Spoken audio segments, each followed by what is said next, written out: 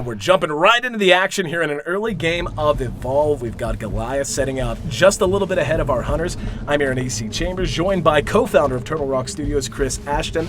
And just as things get underway here, Chris, talk to me about the early game strategy for Goliath. Well, he's going to try to get away from the hunters as quickly as possible, and he's also going to try to find food. So first priority is run, second priority is find food. The food's going to give you armor, it's going to allow you to stage up. So right now he's just trying to get distance and food.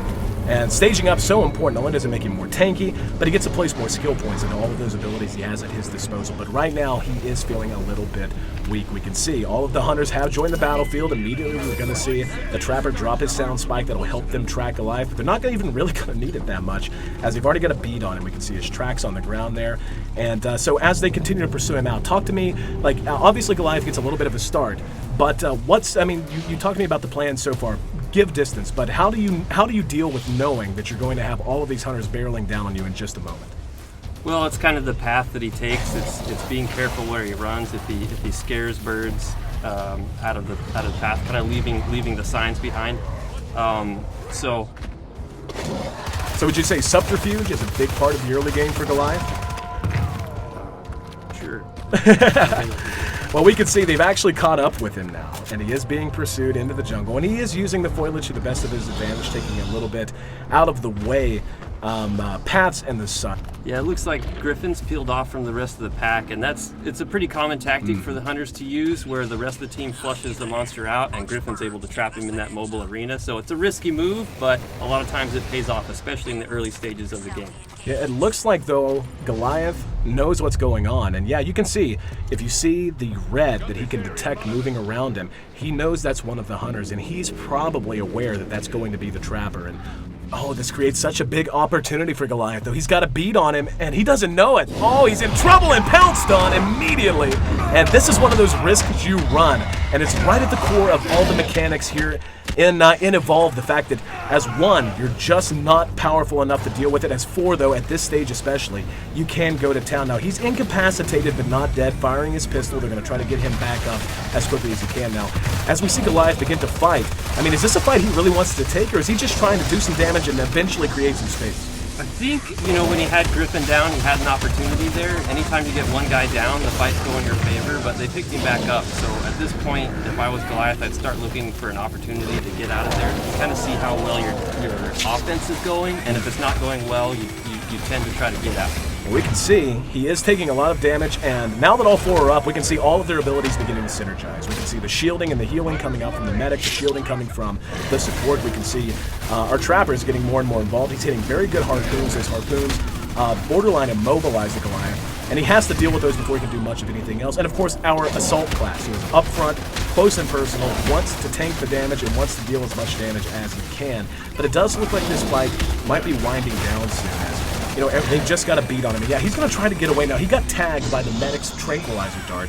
He's going to be able to still get away, but you can see those few steps he takes between leaps, he's so slow. It is worn off now, but there's just so many skill shots. And oh, look at the support!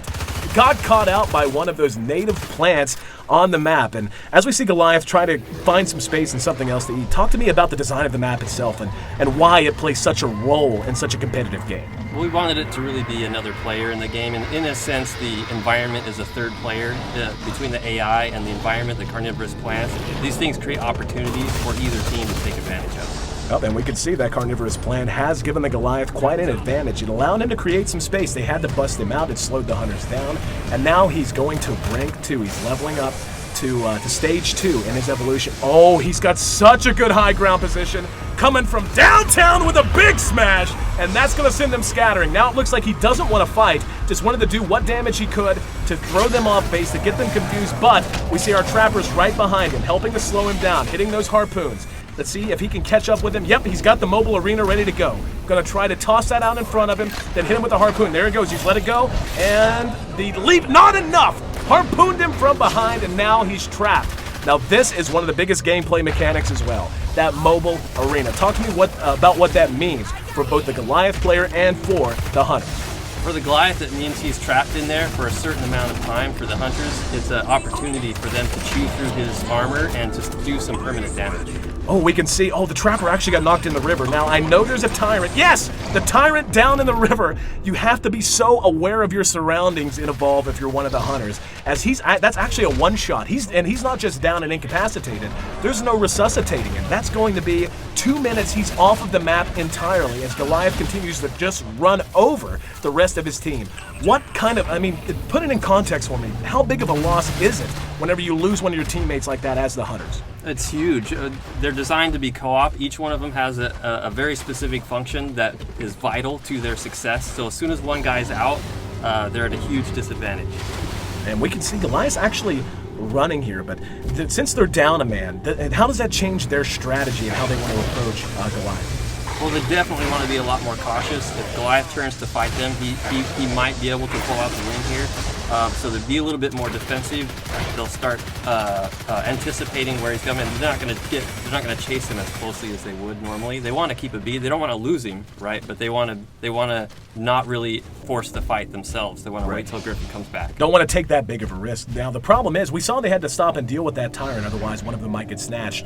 Goliath is actually utilizing one of the best comeback mechanics. We can see how banged up he is. A very nice visual system of damage. He's bruised, he's bloody, and you can't regen health in Evolve if you're the monster, but what you can do is feed on wildlife and regen your armor, and that allows you to be just so tanky. And it looks like that's his #1 priority right now, as the hunters just wait on their Trapper to get back on the map. But, and now that they know that he's coming back in, we see already the mines being laid. Talk to me about the strategy we're seeing employed by the hunters right now. So they're really just trying to turtle up at the moment. They're trying to wait. Griffin's got 30 seconds to come in, so all they're trying to do is last that 30 seconds before Griffin comes back. Another big smash, but he's able to corner 2 of them. Now 20 seconds right now, it seems like such a short amount of time, but just look at how much damage the Goliath is doing as they're waiting for him to come back in, and lacking that immobilization means they can't kite him effectively. That's why he's able to charge on top of them, why he's able to bang them down so damn hard. And yep, we're going to see already the medic is down. Nice play from the support though, using the burst stealth ability, that's his class ability. Bought some time for everyone to kind of reset, but they're still hurting. In the meantime though, the Trapper's just about to parachute down. The fight's raging on, but talk to me how they're going to try to change this up now that they're back to full strength. They're just waiting for Griffin to get back in. Assault's going to try to draw his attention. That lightning rifle does a ton of damage, so he'll try to draw the aggro and use his personal shield to negate that a little bit. And we're actually going to see another incapacitation on the support. Losing the support is just crippling. You don't have the orbital strike that you can call in, you don't have the personal shielding, and this is going to happen when you don't have that. However, with the Trapper back in, that's going to give them a chance to maybe kite him, but so far, no good harpoons. He's just continuing to deal massive amounts of damage and run over this team who is once again running at 3/4 strength. We're going to see, potentially another incapacitation. But he's setting up, he's landing another smash, and yep, there we go. One's down, that's going to be the medic, and the Goliath just continuing to pound away, setting up a huge assault on the Oh, you jerks! Cutting the feed at the very last minute. That's not fair, man.